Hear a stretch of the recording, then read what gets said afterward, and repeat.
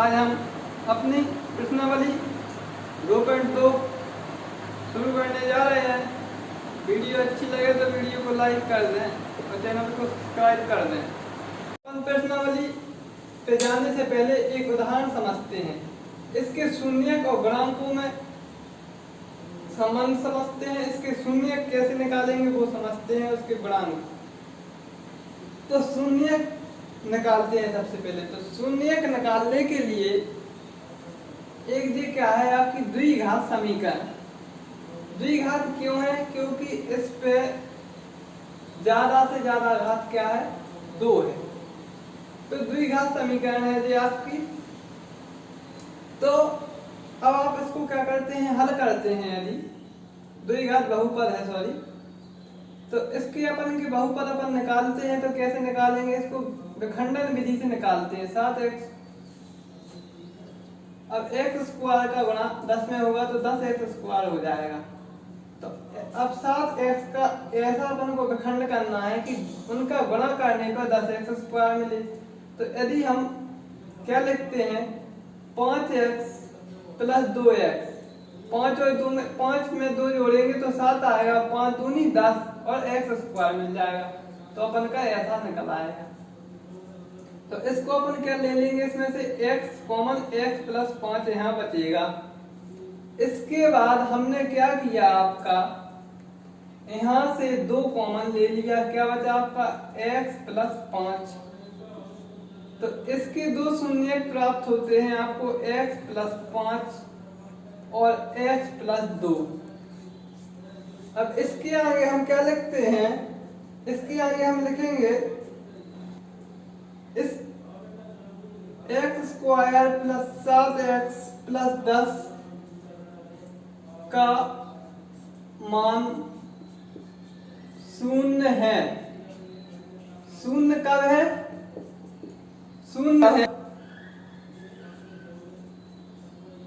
x plus 5 बराबर 0 हो आपका और x प्लस 2 बराबर 0 हो। शून्यक निकालने थे, अर्थात क्या हो आपके पास? x बराबर -5 हो या -2 हो।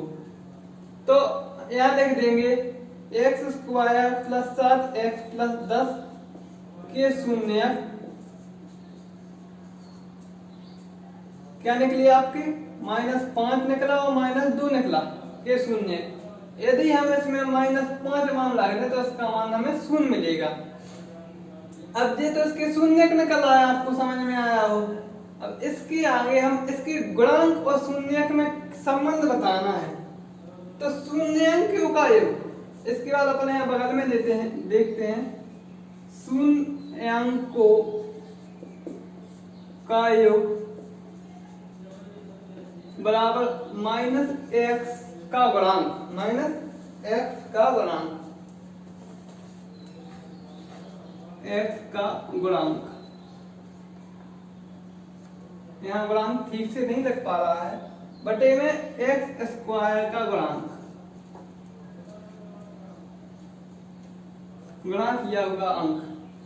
तो एक फॉर्मूला ये है। तो शून्य का योग, तो शून्य क्या है? -5 प्लस -2 माइनस x का गुणांक क्या है आपके पास? x का गुणांक है 7, 7 प्लस में है तो -7 आ जाएगा, यहाँ माइनस लगा देंगे। x स्क्वायर का गुणांक क्या है? 1 है, तो बटे में 1, यानी वो तो आपका क्या होगा? 7 ही होगा। 5 2 7 माइनस के साथ बराबर है। तो इसका संबंध ए है। इससे हमें यह पता चलता है जो हमने बहुपद के लिए शून्यक निकाले हैं वो सही है। दूसरा है शून्यक का गुणा बराबर, शून्यक का गुणनफल बराबर, शून्यकों का गुणनफल बराबर, शून्यकों का गुणनफल बराबर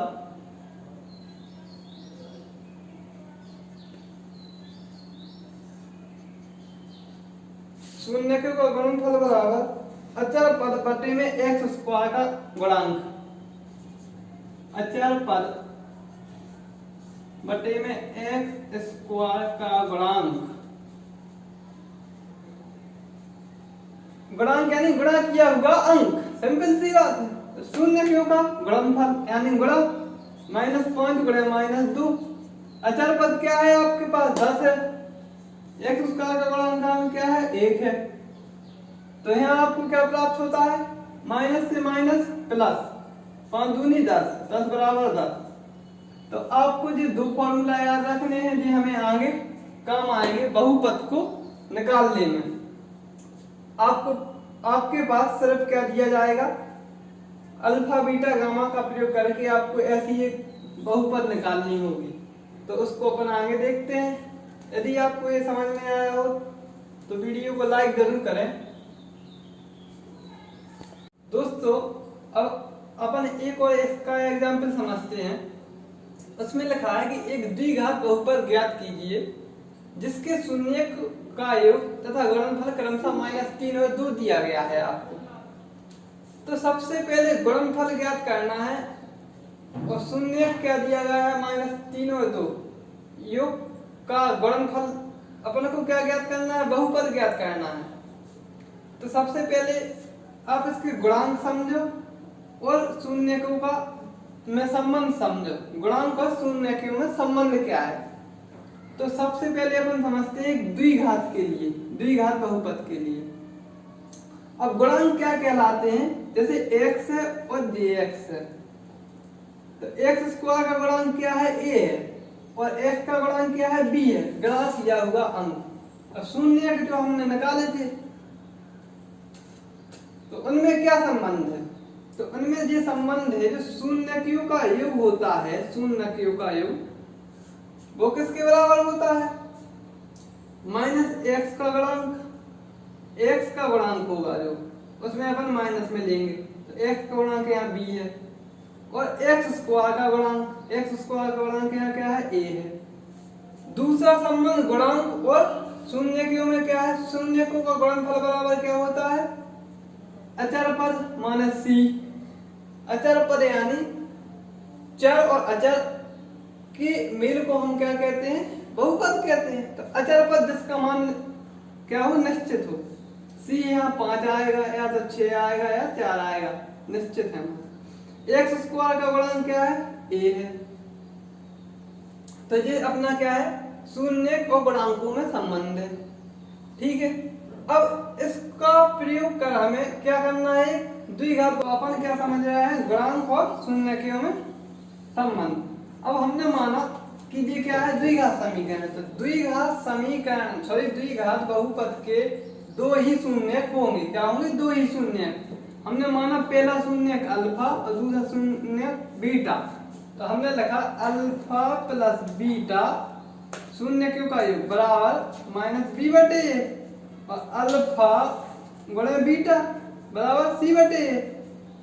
क्योंकि एक द्विघात बहुपद में दो से अधिक शून्यक नहीं होंगे, दो से अधिक शून्यक नहीं होंगे। तो ये क्या है आपका अल्फा धन बीटा बराबर -b/a और अल्फा गुणा बीटा बराबर c/a। तो अब अपन इसको समझते हैं। इसमें क्या दिया गया है, एक द्विघात बहुपद ज्ञात कीजिए जिसके शून्यक का योग तथा गुणनफल क्रमशः -3 और 2 दिए गए। शून्यकों का योग क्या था, -3। तो शून्यकों का योग बराबर, तो अल्फा और बीटा बराबर क्या था, अल्फा प्लस बीटा शून्यकों का योग -3 बराबर x स्क्वायर का गुणांक बटे x को गुणांक माने b/a। ठीक है, अब आइए अपन चला। तो अपन जो देखा भैया लोग कि जो शून्यकों का गुणनफल क्या दिया गया है आपका, तथा गुणनफल क्या था हुआ आपको 2। तो हमने लिखा 2 बराबर अपन को कहा अचर पद बटे x स्क्वायर का गुणांक या c/a। तो हमने कहा लिखा c/a और अपनो बहुपद को कहो ax square plus bx plus c से तुलना करने पर, अपन ने लिखी तुलना करने पर। अब ax स्क्वायर, तो a को मानते का है, इतने इतने भी एक है और इतने भी एक है कि नहीं ना, इतने भी एक है, अपना ए को मानो इतने भी एक है, तो अपन ने क्या लिखो एक्स स्क्वायर। और अपन क्या लिखने थे, इतने लिखने बी को मान, तो बी को मान क्या है -3, क्या लाओ -3, तो बी को मान माइनस से माइनस कट दे तो क्या है 3x प्लस सी को मान क्या लाओ 2। ठीक है, यदि आप ये नहीं आया आपको समझ में तो अपन दूसरा देखा एक को, अपन ने क्या कहा शून्य क्यों का योग, अपना जो आपको क्या मिल गया है द्विघात बहुपद मिल गया है, ऐसे निकाल लिया है। अपन इसको एक बार और समझ लेते हैं शॉर्ट में। एक द्विघात बहुपद ज्ञात कीजिए जिसके शून्य क्यों का योग तथा गुणनफल क्रमशः -3 और 2 है। तो शून्य क्यों का योग, शून्य क्यों का योग क्या है -3 बराबर -b/a लग रहा हमने। गुणनफल का है 2 है, 2 बराबर का है तो शून्य क्यों का गुणनफल 2, अचर पर c/a, ए को मान है भी एक है, ए को मान है भी एक है। जब हमारे पास क्या है ई से अपन कोनो भी सवाल हो जाए, अपन को रथ है हर में मान इससे तुलना करना पड़ा, ई से तुलना करी हमने, ए को मान का रखो 1, बी को मान का हमें प्राप्त भाव 3, सी को मान हमें का प्राप्त भाव 2। मान का हो क्रॉस गुणा नहीं करना, बी के बराबर में जो है 3 तो 3 ही है मान, बटे में 1 कछु नहीं जाता, ए के बराबर में क्या है सी के बराबर में 2, ए के बराबर में 1, दोनों जगह 1 1 समान है। यदि समान नहीं हो तो अपन को समान बनाने हैं, तो अपन